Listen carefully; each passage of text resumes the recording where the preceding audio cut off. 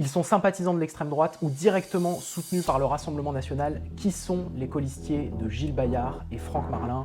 Décryptage.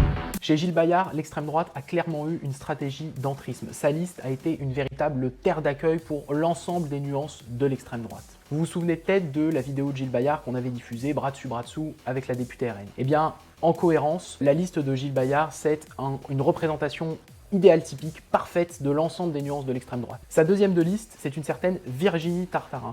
Et alors elle fait l'apologie de Nicolas Dupont-Aignan quand il était critique du pass vaccinal avec des accents qui, on peut le dire, fleurbon le complotisme. Et puis elle se réjouit également, juste après la victoire de la députée RN, elle se réjouit de sa victoire et elle aime sa communication à cette occasion. Rappelons par ailleurs que le candidat Gilles Bayart ne s'est jamais exprimé pendant les élections législatives, n'a jamais appelé à faire le barrage républicain.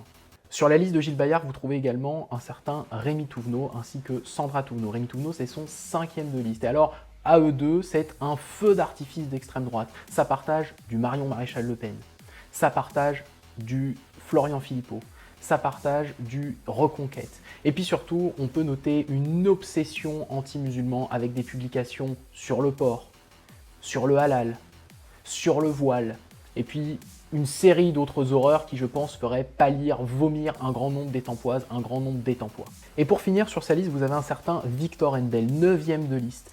Et lui, il nous explique sur son réseau social que les aides sociales doivent être réservées aux Français. C'est pas lui qui le dit, c'est Jordan Bardella, et il le partage. Il explique également, en partageant un certain Vivi Aposta, que, je cite, l'islam est une secte mortifère. Et puis, il fait l'apologie d'un certain Philippe de Villiers, et puis d'un certain Jean-Marie Le Pen aussi, qui, juste pour rappel, a été condamné à de multiples reprises pour racisme et antisémitisme. J'arrête là, mais je pense que le ton est donné et que la ligne politique de Gilles Bayart et de ses colistiers est claire et assumée.